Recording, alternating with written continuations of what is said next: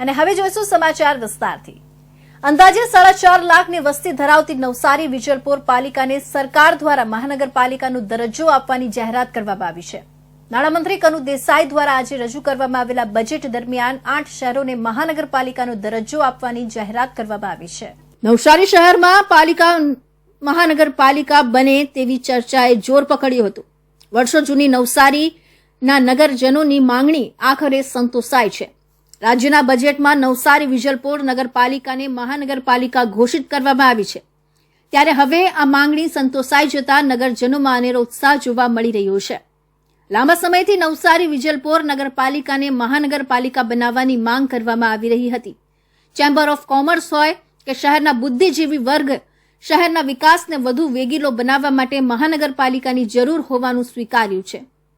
નોંધનીય છે કે ગુજરાતમાં જૂનાગઢને 2.66 લાખે અને ગાંધીનગરને 2.51 લાખે મહાનગરપાલિકા બનાવવામાં આવી હતી, જ્યારે નવસારીની વસ્તી હાલ 4.40 લાખ હોવા છતાં મહાનગરપાલિકાનો દરજ્જો મળ્યો ન હતો, જેનાથી નગરજનોમાં નારાજગીનો સૂર ઉઠવા પામ્યો હતો। સરકાર વસ્તીના આધારે શહેરોમાં અ, બ, ક અને ડ વર્ગની નગરપાલિકા બનાવતી રહી છે। ખરેખર આજે નવસારી શહેરના જનો માટે ખૂબ આનંદના સમાચાર છે, કારણ કે વર્ષોથી નવસારી નગરપાલિકાને મહાનગરપાલિકા બનાવવા માટે વર્ષોથી માંગણી હતી, કારણ કે નવસારી શહેર ખૂબ મોટું થયું છે, એની સાથેના આજુબાજુના 8 ગામો પણ જોડાયા છે। જ્યારે શહેરને પૂરતી સગવડો જોતી હોય ત્યારે મહાનગરપાલિકા ખૂબ જરૂરી હતી, ને અમારા પાર્ટીના આગેવાનો, નેતાઓ, ધારાસભ્ય, એમપીશ્રી અને બીજા અનેક કાર્યકર્તાઓ વારંવાર સરકારમાં રજૂઆત કરતા આવતા હતા।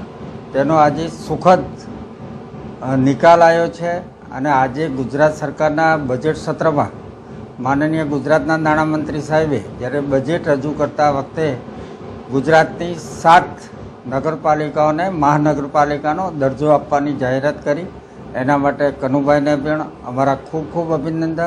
સરકારના નિર્ણયને ચારે તરફથી વધાવી લેવાયો છે, ત્યારે રાજ્યમાં થોડા વર્ષો અગાઉ અમદાવાદ, વડોદરા, સુરત અને રાજકોટ એમ 4 જ મહાનગરપાલિકા હતી, જેમાં વધુ 4 મહાનગરપાલિકાનું નિર્માણ કરી હાલ 8 મહાનગરપાલિકા થઈ હતી।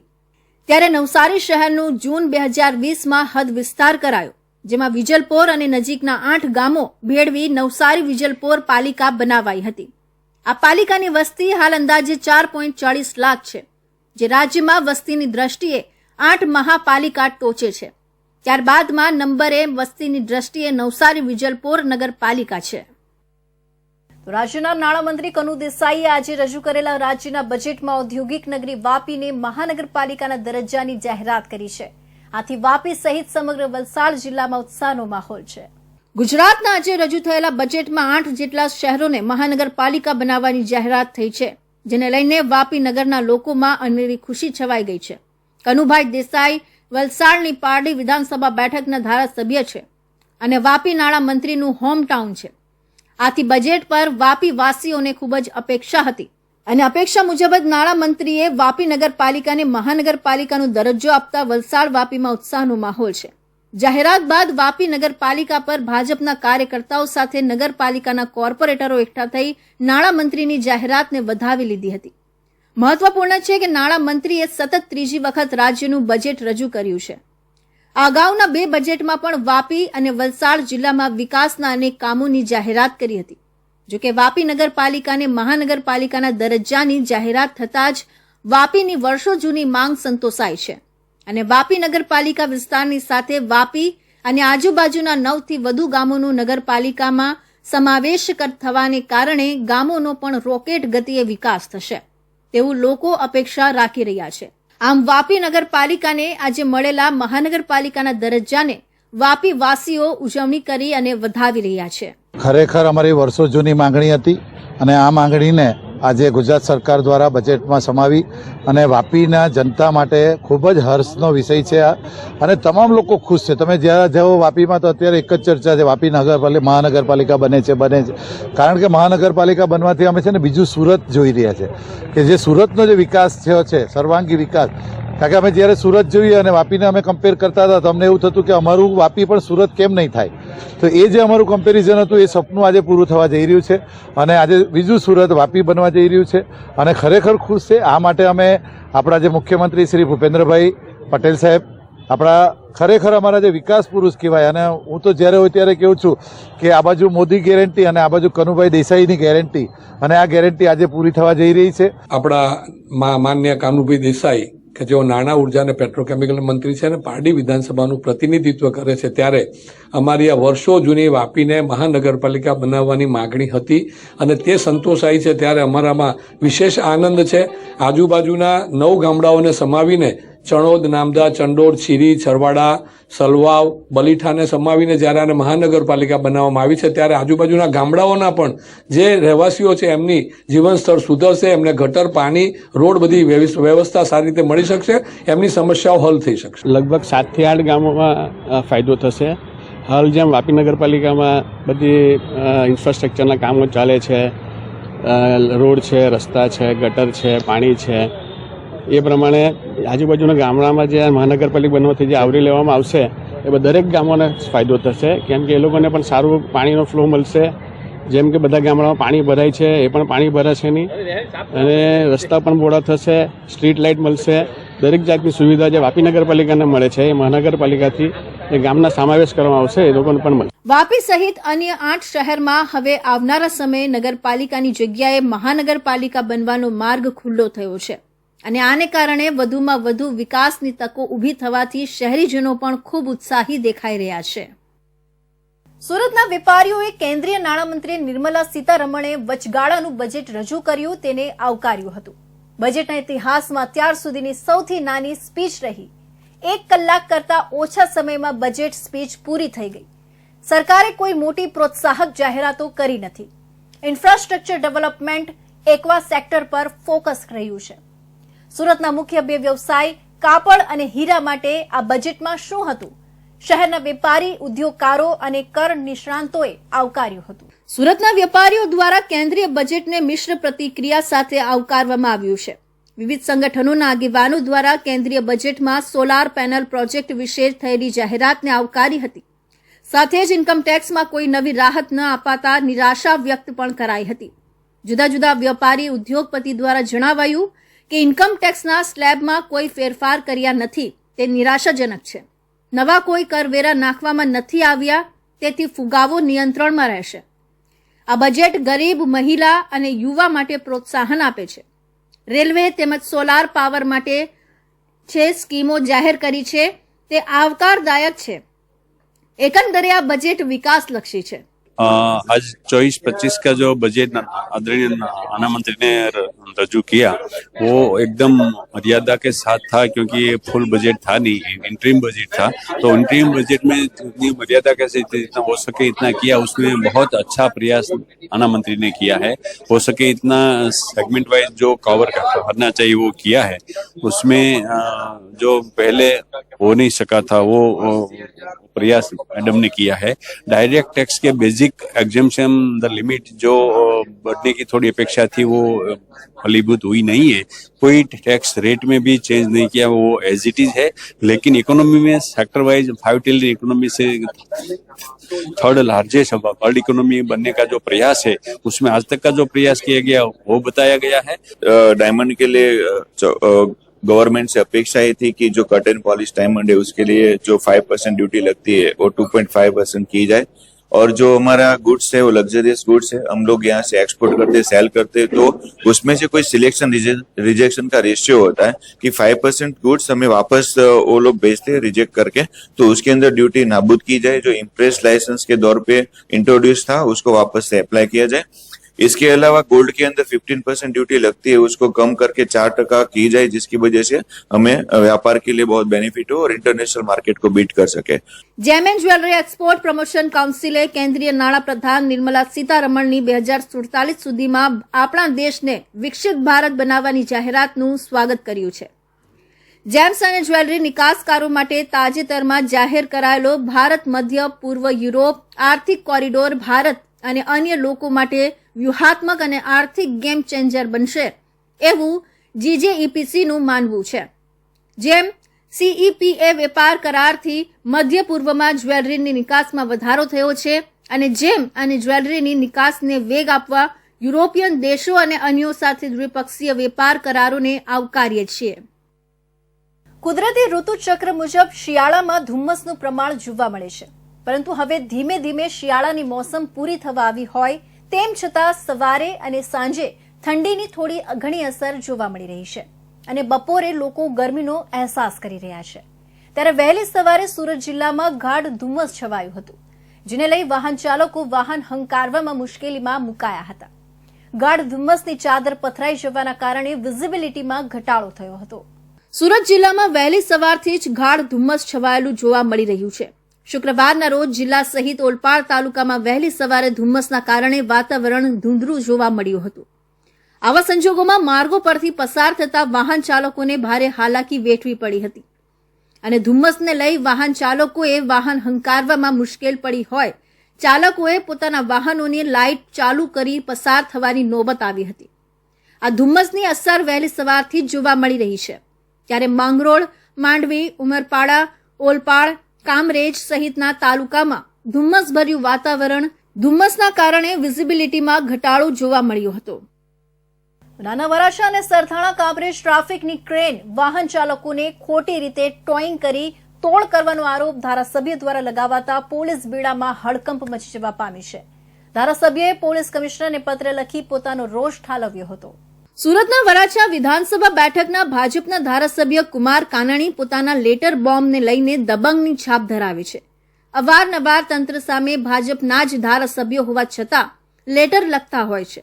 ત્યારે આ વખતે પોલીસ કમિશનરને ઉદ્દેશીને કુમાર કાનાણીએ લેટર લખ્યો છે, જેમાં તેમણે ટ્રાફિક પોલીસ દ્વારા ખોટી રીતે રત્ન કલાકારો પાસેથી તોડ કરવામાં આવતા હોવાના ગંભીર આક્ષેપો લગાવવામાં આવ્યા છે.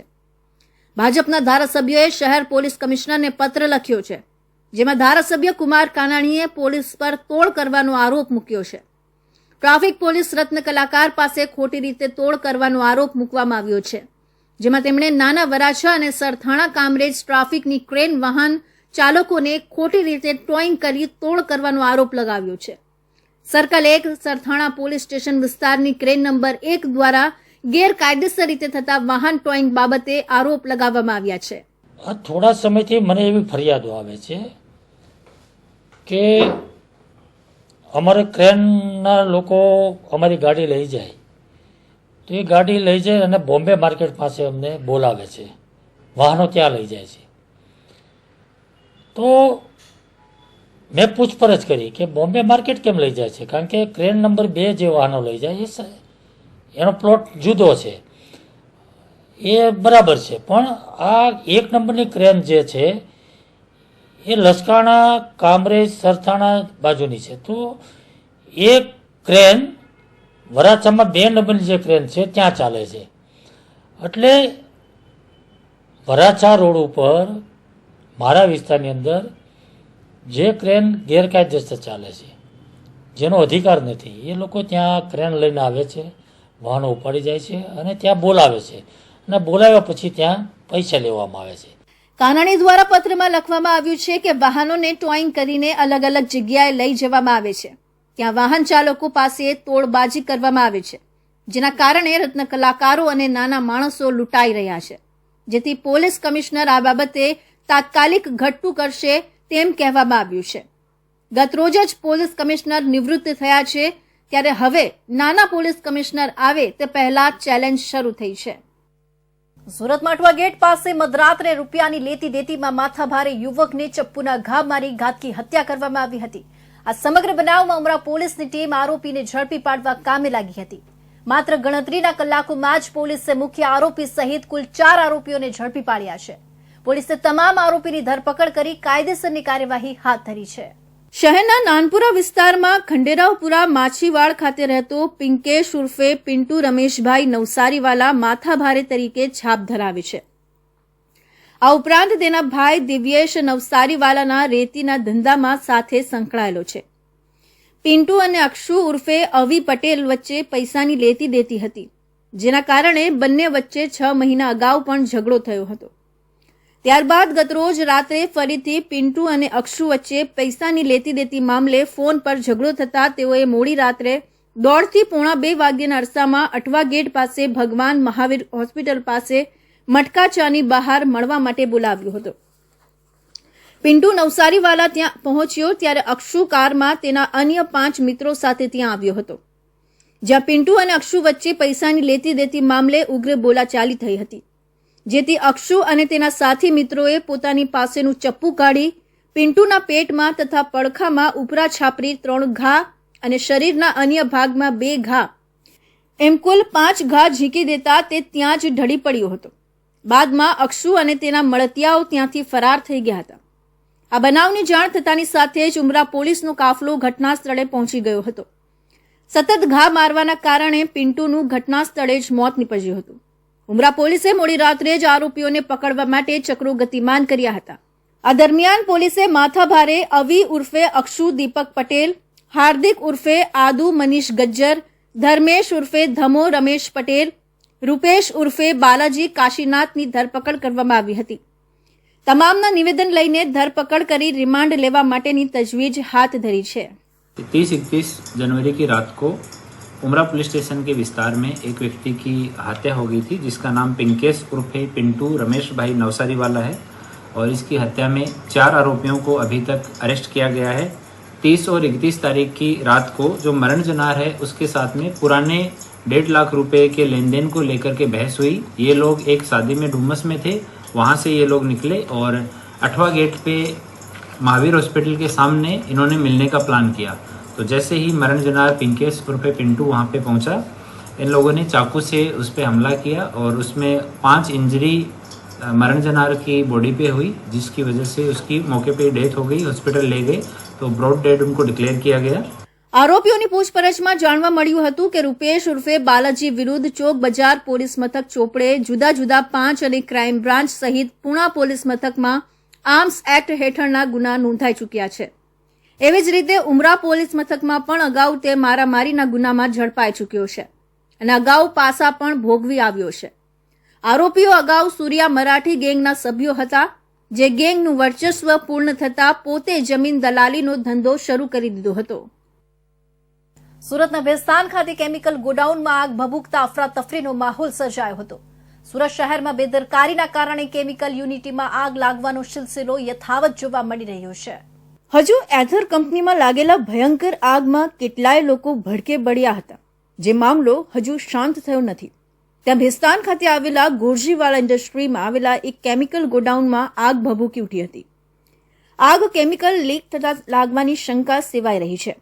ત્યારે આગ એવી ભભૂકી હતી કે આજુબાજુમાં અને ગોડાઉનમાં કામ કરતા કામદારોમાં દોડધામ મચી હતી અને ત્યાં હાજર તમામ લોકોના જીવ ટારવે ચોંટ્યા જોવા મળ્યા હતા. તાત્કાલિક ફાયર વિભાગને જાણ કરાતા ફાયર વિભાગ ઘટના સ્થળે પહોંચી આગ રોકવાના પ્રયાસો શરૂ કર્યા હતા અને આખરે થોડી જહેમત બાદ ફાયર વિભાગ આગ પર કાબુ મેળવવામાં સફળતા મળી હતી. ગોડાઉનમાં કયા કારણસર આગ લાગી હતી જેનું કારણ હાલ અકબંધ છે, પરંતુ આગના કારણે કોઈ હાલ સુધી કોઈ જાનહાનિ નથી તેવા સારા સમાચાર છે. આ છે ભેસ્તાન એરિયાની અંદર આગ લાગેલી છે, કોઈ સિદ્ધાર્થનગર કે એવું કોઈ છે એરિયા, અને એની અંદર કોઈ કેમિકલની અંદર આગ લાગેલી છે અને ટોટલી કંટ્રોલમાં છે અત્યારે. કઈ રીતે આગ લાગી હતી, કઈ જાણવા મળ્યું? એ એના માલિક એવું કહેતા હતા કે અહીંયા જીઈબીનું કંઈ કામ ચાલતું હતું, એમાં વાયર કંઈક તૂટ્યો, એના લીધે થઈને સ્પાર્ક થઈને અમારે ત્યાં આગ લાગી ગઈ છે. બરાબર છે. અને ઘટના સ્થળે અમે આવ્યા ત્યારે ફૂલ પ્લેઝમાં આગ ચાલુ હતી. ફાયર ફાઇટિંગ કરી ફોર્મ 4-5 ફાયર સ્ટેશનથી ગાડીઓ બોલાવી અને ટોટલી કંટ્રોલ છે. અત્યારે કઈ સ્થિતિ છે? ટોટલી કંટ્રોલમાં છે અત્યારે. આવી આગ હર હંમેશ નિયમોનું ઉલ્લંઘન કરી કોઈ યુનિટ કે ગોડાઉનો ચાલતા હોય ત્યારે આવી ઘટના બનતી હોવાનું ખુલતું આવ્યું છે. જો આગમાં કોઈ મોટી જાનહાનિ થઈ હોત તો તેનો જવાબદાર કોણ હોત? સમગ્ર મામલે પ્રશાસન કઈ ક્ષતિના કારણે લાગી હતી તેનું કારણ શોધી ગોડાઉન રાખનાર આવા માલિકો પર કડક કાર્યવાહી કરશે કે નહીં, જે આગામી દિવસોમાં જોવાનું રહ્યું. ઉત્તર પ્રદેશથી રોજગારી માટે આવેલા યુવકની સુરતના પાંડેસરા વિસ્તારમાં હત્યા થતા પોલીસ દોડતી થઈ ગઈ હતી. જોકે હત્યાનો બનાવ જાહેરમાં બનતા પોલીસની નિષ્ક્રિય કામગીરી સામે પણ અનેક સવાલો ઉભા થયા છે. સુરતમાં હત્યાનો સિલસિલો યથાવત જોવા મળી રહ્યો છે. 3 દિવસમાં એક પછી એક હત્યાનો બનાવ સુરત શહેરમાં સામે આવી રહ્યો છે, ત્યારે વધુ એક હત્યાનો બનાવ સુરતના પાંડેસરા વિસ્તારમાં બન્યો છે. બનાવ એમ હતો કે થોડાક સમય પહેલા ઉત્તર પ્રદેશથી રોજગારી માટે યુવક દિનેશ કુમાર સુરત આવ્યો હતો અને એક મિલમાં મશીનરી ચલાવવાનું કામ કરતો હતો.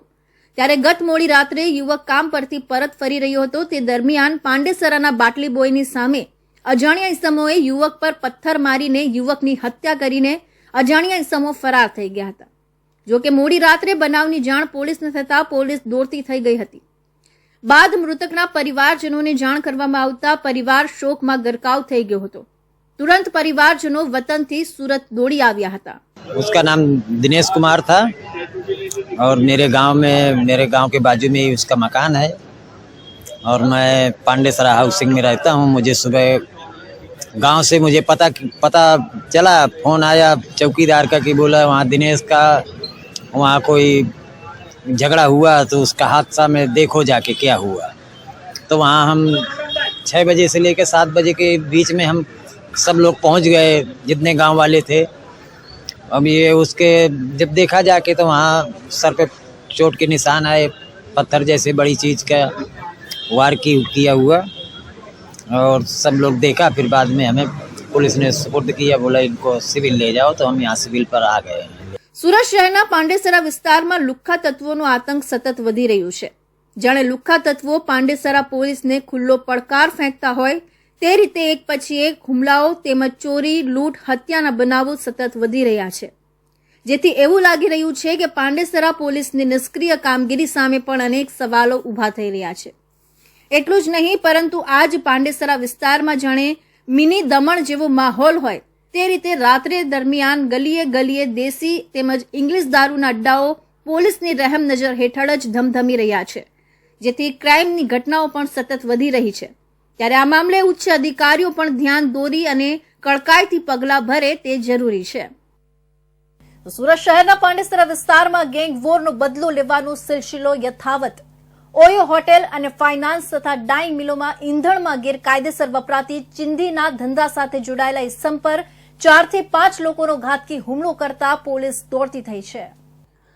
સુરત શહેર કમિશનર નિવૃત્ત થતા ક્રિમિનલોમાં જાણે પોલીસનો કોઈ ભય રહ્યું ન હોય તેમ નિવૃત્તિના દિવસથી જ કુખ્યાત ગેંગનો જૂની અદાવતની રંજિશ કાઢવાનો સિલસિલો યથાવત થતો દેખાઈ આવી રહ્યો છે. 2 દિવસ પહેલા જ પિન્ટુ નવસારીવાળાની અટવા ગેટ વિસ્તારમાં જાહેર રસ્તા પર ઘાતકી હત્યા કરવામાં આવી હતી, જ્યાં હજુ આરોપીઓ પકડાયા હતા. અને ગતરોજ મોડી રાત્રે પાંડેસરા ખાતે જીતેશસિંહ નામક ઇસમ પર 4 થી 5 ઇસમો દ્વારા ઇકો કારમાં આવી તલવાર, ચપ્પુ અને ઘાતકી હથિયારો વડે હુમલો કરવામાં આવ્યો હતો.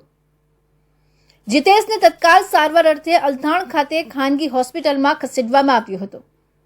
ઘટનાની જાણ થતાં ઉચ્ચ અધિકારીઓ ઘટના સ્થળે પહોંચી સીસીટીવીના આધારે આગળની કાર્યવાહી હાથ ધરવામાં આવી હતી અને ઘટના સ્થળેથી હુમલાખોરોની લોડેડ रिवॉल्वर પણ પોલીસે કબજે કરી હતી. आज शाम को 7:30 बजे के आसपास एक बनाव इंसिडेंट हुआ है, जिसमें एक जो विक्टिम है जितेश, उसको इको गाड़ी में लोग आए थे और उसके ऊपर चाकू और तलवार से हमला किया है और अभी उसकी इन्वेस्टिगेशन चालू है. शायद 4 के आसपास होंगे. अभी सीसीटीवी फुटेज देखने के बाद पता चलेगा कि कितने लोग. अभी वो पता नहीं चला है, वो विक्टिम से पूछने के बाद ही पता चलेगा कि क्या रीजन है. સૂત્રો પાસેથી મળતી માહિતી મુજબ જીતેશસિંહ પણ એક ગેંગ બનાવી ઓયો હોટેલ અને ફાઇનાન્સ તથા ડાઇંગ મિલોમાં બળતણ માટે વપરાતી ચિંદીનો ધંધો ચલાવે છે અને ફાઇનાન્સ કરી ગરીબ માણસો પાસે મોટું વ્યાજે વસૂલે છે. જીતેશ પર પાંડેસરા વિસ્તારમાં અનેક ગુનાઓ પણ દાખલ છે. અગાઉ ખટોદરા વિસ્તારમાં એક બ્રિજ પર પોતાની ગેંગ સાથે મોટી માત્રામાં ગાડીઓ રોકી ટ્રાફિક જામ કરી રેલ બનાવી શહેરીજનોમાં ભયનો માહોલ ફેલાવવા બદલનો ગુનો નોંધી અટકાયત કરવામાં આવી હતી. જીતેશની ગેંગનો ઉન વિસ્તારની છોટે બડે ગેંગ સાથે વારંવાર ગેંગવોર થઈ ચૂક્યો છે. જીતેશ પર અગાઉ પણ આ ગેંગના સભ્યો દ્વારા હુમલો કરાયો હતો, જેની એક એફઆઈઆર પણ પાંડેસરા પોલીસમાં દાખલ કરવામાં આવી હતી. જે હુમલો કરનાર ઇસમ હજુ પણ પાંડેસરા પોલીસ પકડથી દૂર છે. ગત રાત્રિ દરમિયાન બનેલ ઘટના જીતેશ ચિંદીના ધંધામાં હરીફાઈને કારણે ઘટી હોવાનું ચર્ચાઈ રહ્યું છે. સમગ્ર ઘટના જોતા પાંડેસરા પોલીસની જડબે સલાક નાઇટ પેટ્રોલિંગનો દાવો પોકળ સાબિત થતો દેખાઈ આવે છે અને ક્યાંક ને ક્યાંક આવી ગેંગો પર કડક કાર્યવાહી કરવામાં પાંડેસરા પીઆઈ નિષ્ફળ થતા દેખાઈ આવે છે. તો ઓલપાડમાં ચકચારી જમીન દલાલ હત્યા કેસમાં ઝડપાયેલા એક સગીર સહિત 4 હત્યારાઓને પોલીસે કોર્ટમાં રજૂ કરી 7 દિવસના રિમાન્ડ મંજૂર કરી. હત્યારો ક્યાંથી લાવ્યા, હત્યા કરવા માટે કેટલા રૂપિયાની સોપારી લીધી હતી, આ મુદ્દાઓ પર તપાસનો ધમધમાટ શરૂ કર્યો હતો. ગત 25 તારીખે સુરત જિલ્લાના ઓલપાડ ટાઉનના પરા વિસ્તારમાં રહેતો અને જમીન દલાલી કરતા 30 વર્ષીય અંજર મલેકની એક સગીર સહિત 4 જેટલા સમૂહે ચપ્પુના ઘા ઝીકી મોતને ઘાટ ઉતારી દીધો હતો અને 2 મોપેડ લઈને ભાગી ગયા હતા. સ્થળ પર પહોંચેલા પોલીસને મળેલી સીસીટીવી ફૂટેજના આધારે હત્યારાઓની ઓળખ થઈ ગઈ હતી. ગણતરીના દિવસોમાં જ 4 હત્યારાઓના કોલર સુધી પહોંચી ગઈ હતી અને 4ની કડક પૂછપરછ કરવામાં આવતા હત્યારાઓને મૃતક અંજર મલિકના ધંધાર્થી મિત્ર ઇસ્માઇલ શેખે પૈસા અને જેલમાંથી છોડાવી આપવાનું કહી સોપારી આપી હોવાનું જણાવ્યું હતું, જેને લઈને હત્યારાઓએ કાવતરું રચી જમીન દલાલ અંજર મલિકને વિશ્વાસ લઈને મોતને ઘાટ ઉતારી દીધો હતો. ગત 25 તારીખે ઓલપાડ પોલીસ સ્ટેશન વિસ્તારના ઓલપાડ પરા મોહલ્લામાં કેટલાક ઇસમોએ અંજર અલી મલિકની વહેલી સવારે હત્યા કરેલી. જે હત્યાના ગુનામાં સુરત ક્રાઇમ બ્રાન્ચ અને સુરત LCB SOG અને લોકલ પોલીસની મદદથી 4 આરોપીઓને પકડી પાડવામાં આવેલા. 2 આરોપીઓ ભુસાવલ ખાતેથી અને 2 પલસાણા ખાતેથી પકડી ઓલપાડ પોલીસને કાયદેસરની કાર્યવાહી કરવા માટે સોંપવામાં આવેલા.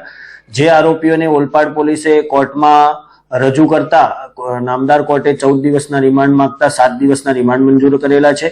આ રિમાન્ડના મુદ્દાઓમાં આરોપીઓએ ખરેખર કેટલા પૈસાની સોપારી લીધી હતી, કોણે કેટલા પૈસા આપવાના હતા.